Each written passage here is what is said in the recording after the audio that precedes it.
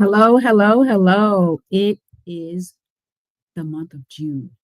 Where has the year gone? I cannot believe that we are halfway through 2025 already.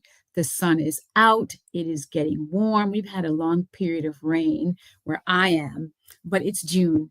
Today is Thursday. It is noon. That means it's time for Let's Talk Power Live. Who am I? I am Dr. Tanji Reed Marshall. I'm the CEO and principal consultant of Liaison Educational Partners. What do we do here? We believe every student deserves an educator. And for me, an educator is somebody who leads a state, who leads a district, who leads a building, and who leads a classroom. We believe students deserve educators equipped with the mindset, the skill set, the tools and resources to ensure they get an excellent education. So that is what we do. That is who I am. And I'm so excited to spend the next 30-ish minutes with you as we talk about power. People ask me all the time, why do you talk about power? I talk about power because power is a real thing. It is present in every relationship. And when the power dynamics are off, relationships are off. I would bet, I would hazard a guess that in some of our spaces where the relationships are very frayed and strained, there is an inherent power dynamic that has not been examined. And in education, we tend not to have explicit conversations about power. And so that's why I talk about it. And I talk about it from many different angles, starting with my own positionality regarding it. And so we're really excited to have this conversation with you today about power. So, what do we do at Liaison? At Liaison, we take a 5-phase partnership approach. Again, believing that students need an excellent education and they deserve it. We focus on 3 main areas. We focus on curriculum, instruction, and culture.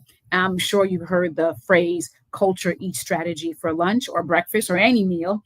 If your culture is not tight, and everybody in the culture are not moving in the same direction, your instruction is going to be off and your curriculum won't matter because it won't get taught anyway. So that is why we look at all 3, because they are a trifecta, and we look at it through the lens of learning, of planning, of application, of evaluation, and integration. We want systemic strategic movement that is lasting, and it takes time. As an educator, I'm a former classroom educator, and we are all about action. We see something, we want to fix that thing. And so we are about helping educators across all their levels to really stop for a moment and do some critical learning so they can do effective planning, they can do the right kinds of application and make some evaluative moves and really sort of synthesize what's going on and then integrate so that what works stays and what doesn't gets taken back through the process again. That is what we do. Where did this idea of power come from?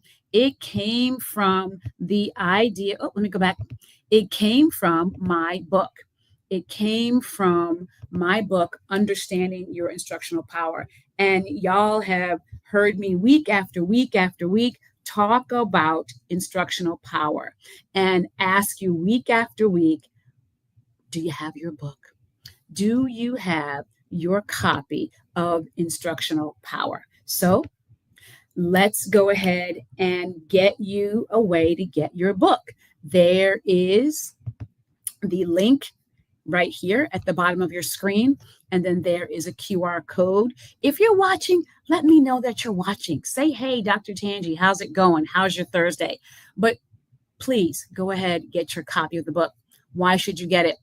Like, again, if your culture is not where you'd like it to be, and as a leader of a building, you have a set of eyes that really have a landscape, bird's eye, and on the ground view.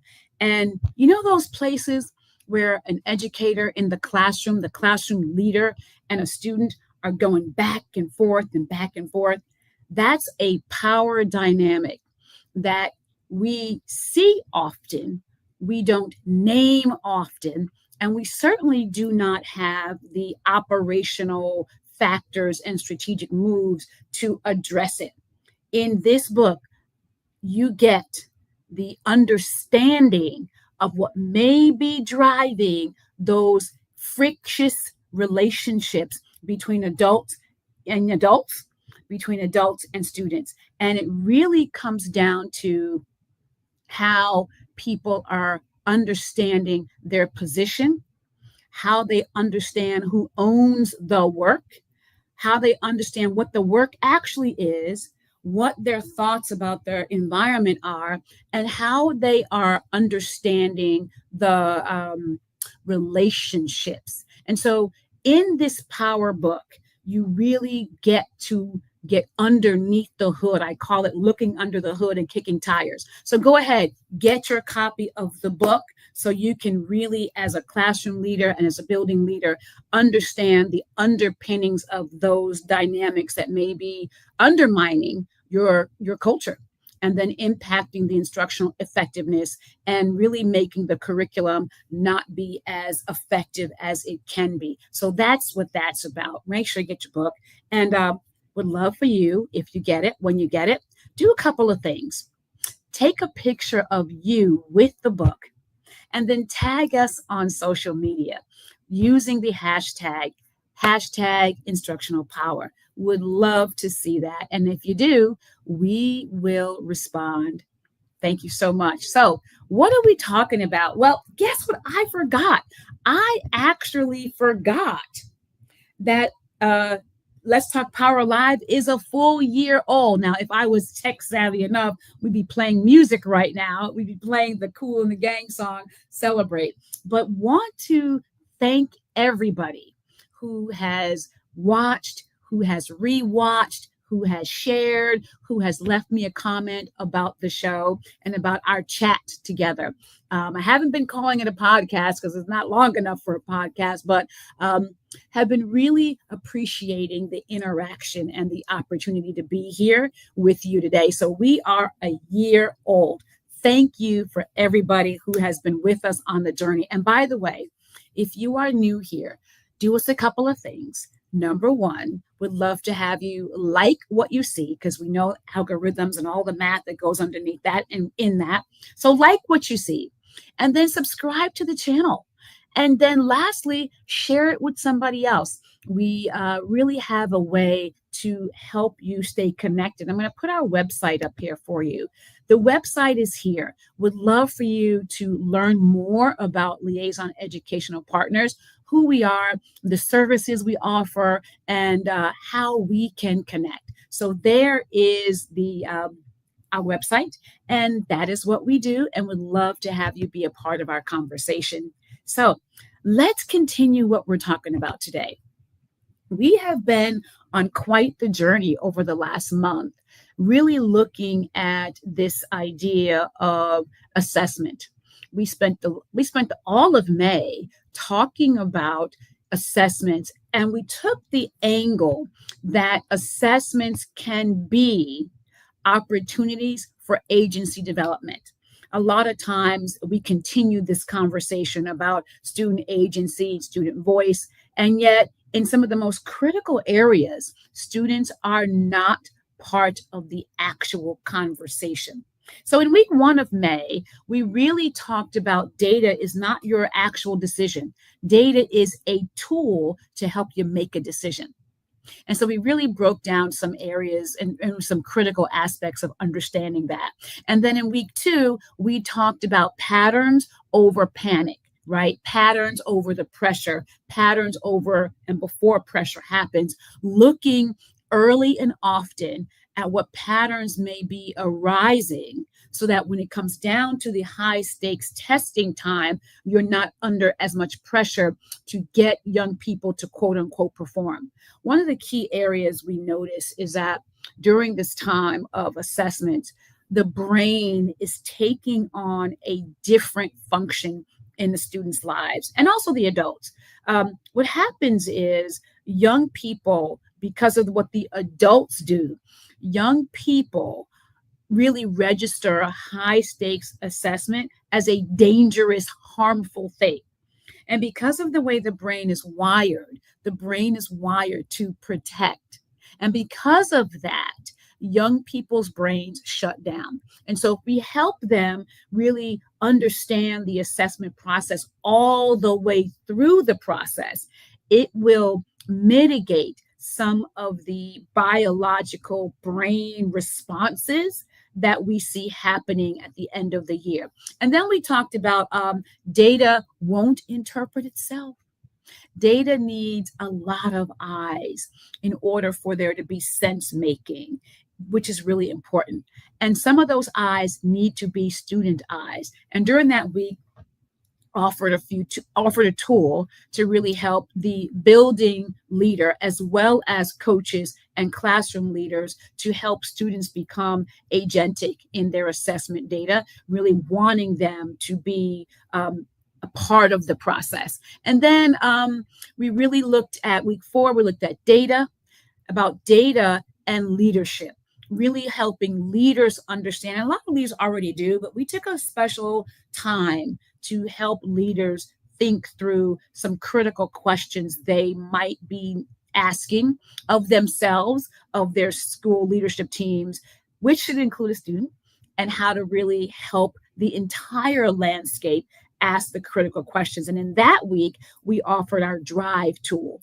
Drive is data that is responsible, it is reactive, it is instructionally focused, it is valuable, and it is empowering and is equity focused. I know equity has become a word, but if you look in the dictionary, the word is still there. So I believe that young people deserve an excellent education, and part of that excellence includes equity. And so that's what we talked about over the last month. Offered a couple of tools. If you want those tools, go ahead to our website, let us know that you want it, and we'll make sure that you have it. And so this week, we really want to talk about where we're headed over the next month, because we're going to take some time. School is already ending. Think about it. From August, September, depending upon when you start, 10 months have already gone by. Like, right? We're at the end of the year. And it's time to really sort of do a power refresh, right? What is this whole instructional power thing anyway? Particularly when you're considering how to build your learning over the summer. So we want to really reintroduce you to the power dynamic and the power frameworks. Then we're going to talk about the power through planning, right? We're going to pause to plan with a powerful lens, and then some ideas about practices that promote agency. Last year, we did a whole sequence on student agency, and we're going to bring some of that forward again and do some new stuff with student agency that's really, really actionable. And then really want to do what I've been thinking through is possibility thinking. What is the power of possibility thinking, particularly when we start considering what is necessary to have a year that's coming up? Because guess what? If 10 months went by this quickly, you already know the summer it's already August, right? I don't want to say it, but I just said it. It's already August. We want to really be a partner with you in your learning. And so let's get started on our refresh. Let's go back to the basics on instructional power. What actually is it? So when I coined the term instructional power, it really did come out of my own experiences. I don't know if you know my story. So I was a former retailer.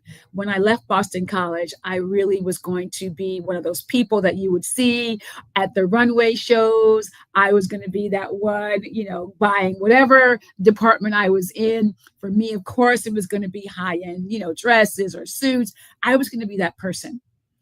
But then on my way to becoming that, I was working at a store. I was working at Saks Fifth Avenue in New York City. And we had a really interesting buy with one of our vendors, and it was very traumatic. And I do not throw that word around lightly. Trauma is a real thing. I'm not a psychologist, but every time I think about that experience, it does bring something up in me, and it led me to become an educator. And the buy was such a negative experience that I made a determination that it was time to make a change. At the time, I was running a local tutoring program with the person who became my husband. And we would run this program every Saturday. And a woman there said, you should be a teacher. And that lady has since passed on, and it breaks my heart to talk about it, but then gives me joy at the same time. She said, you should become a teacher. And I was like, are you kidding me teach? And after some contemplation and some thought, we went through the process, and I became a teacher, an educator, a classroom educator. And let me tell you something, I made some mistakes. I really, really did. I made those mistakes based upon a couple of things. Number one, I did not go to school to learn how to become an educator. So I didn't have the skill set in that area. But I came to that context with a very unique sensibility. And it was important that I acknowledge that now. So I made those power mistakes because I had a sensibility. I had a lens through which I understood my position, who owned the work, right? My ownership lens. I had a position on what my work really was. I had a lens about the environment, and I had a lens around the relationship. So all of this instructional power is coming out of my own personal classroom level experience, my experience as a district level specialist, as I watched others at various levels really engage with students and afford some and constrain others. So the definition here is this: instructional power can be understood as an educator's use of their state, district, and building ascribed job related authority to afford or constrain a student's access to learning. And that's right out of the book. And so that is where this definition comes from. And so what is it? There's something going on with my screen, and I hope maybe when it goes up that you can see it, but I'm going to blow my screen up so maybe we can make some changes. There you go. The operational components of instructional power are centered on these four elements. And these four elements represent the descriptors of the learning environment. So you can have a learning environment that is in dimension one, right? It's an empowering environment. It is an environment where, if you could characterize it as a place where students get to breathe, they walk through the door and they get to breathe. That is empowering in a environment.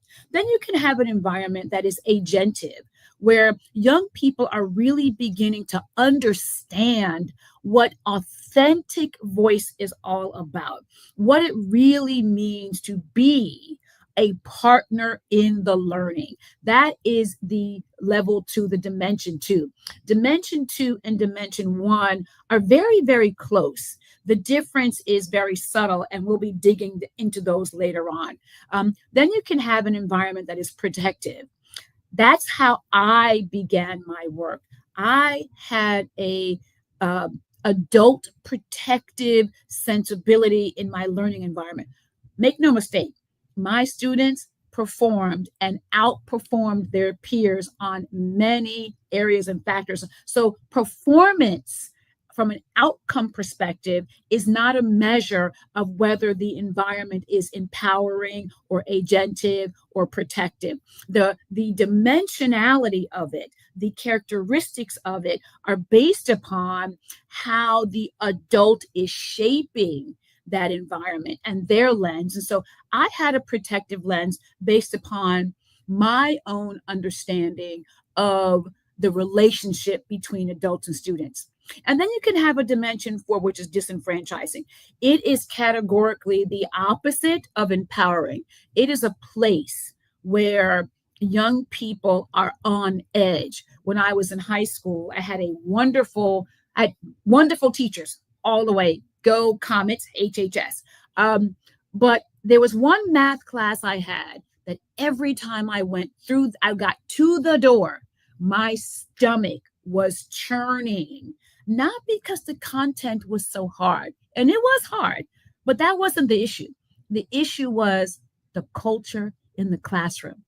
Contrast that to when I had algebra.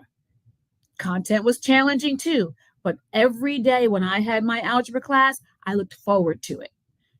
So that's the difference. And we're going to be digging, a little bit more closely into some of these, as we go on. So these are the operational environmental factors that kind of really shape them, right? That shape the dimensional aspects of it. And so what are the factors in the consideration? One of the things that shapes the quality of the relationships and the power dynamics in any classroom is this: educators, the classroom leader makes more than 1,500 decisions every day. That's a lot of decisions every single day, more than that. And this, idea of 1,500, that was pre-COVID. And so now we know that post our COVID time, teachers at the classroom level are making thousands of decisions. And if you are not clear about who you are and your sensibilities regarding power, you're going to have a default system. And we want to make sure through understanding your instructional power that your default system leans towards agency development and empowering. So if classroom educators make more than 1,500 decisions a day, a leader makes even more. Another factor is that we don't see things as the things are. We see things as we are as the person. We see through our lens, not the actual lens that's going on. And again, if you don't know your default centers around power, you're going to lean into you're not going to, you might be more likely to lean into a place that is less empowering to students. And then lastly, this is really, really important. Research reveals that students are feeling more disconnected from the learning environment than ever. And what's even more troubling is this: the longer kids stay in school, the more disconnected they feel. And that's really troubling. And so those are some of the environmental factors that are going on. And I want you to think about some pressure points when it comes to this environment. When we think about pressure points for the disenfranchising and the power protecting, what we see here is there is fear over control, right? There's fear and there's over control of the environment. And then there is insecurity based upon authority without trust. Trust is critical. That's the R and that's the E in the power acronym. I know we don't need more acronyms, but here we go. Anyway, and then there's frustration, right? There's punishment over reflection. We use the term discipline, but I've come to realize that discipline isn't the term. The term really is punishment because it's a thing that we do to a child as opposed to a skill that we develop. Discipline is a skill to be developed, and punishment is a tool that we exact. So we're going to be digging into that too. Lots of content coming. So excited. But anywho, then there is disconnection, and then there is legacy thinking. And the legacy thinking is all about, we've always done it this way. This is who I am. This is how I run my classroom. This is my classroom. This is how I do. This is my building. This is how I run my building. That's legacy thinking, right? Let's contrast that. You want to contrast that to positive power tools that are going to really get you to agency, the agentive, and the empowering part. And what is that about? That's about clarity. That's about self-awareness. That is about purpose. That is about curiosity. It is about empathy, and it is about critical reflection. That's what all of the moving towards positive power points are. We want to get away from that power protecting. And here is where I outline in the book two things that the adults in any system where students are involved, they protect two things.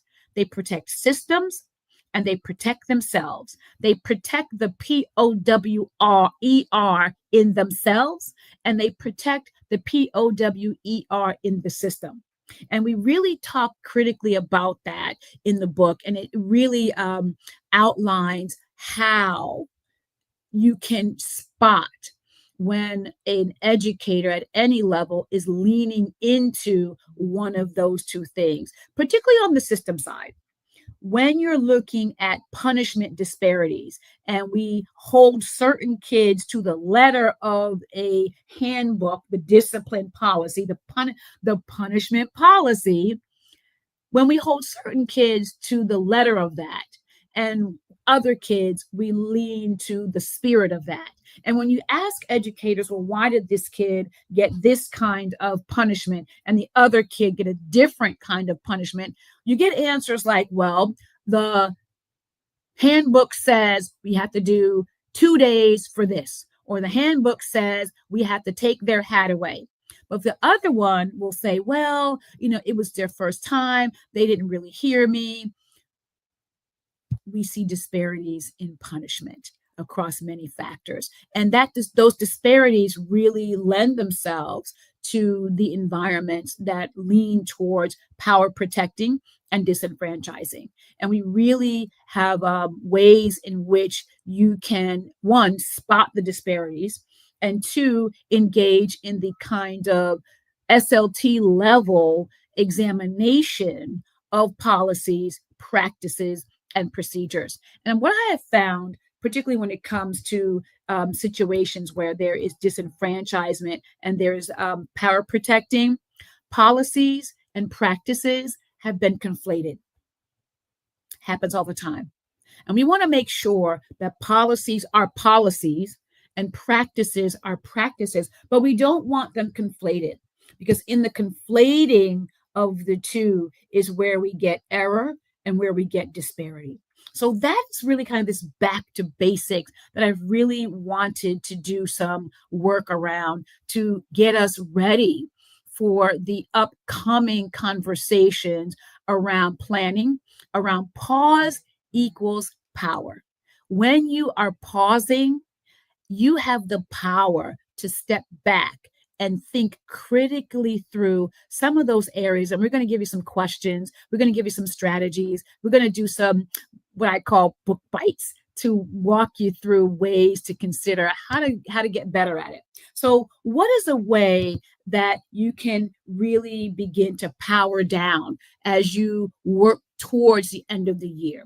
One of the things you can really consider is, what is going to be the purpose as you come to the end of the year, so you don't panic about it. End of the year creates a lot of anxiety. Sometimes the culture breaks down. We talked about that. The culture can break down.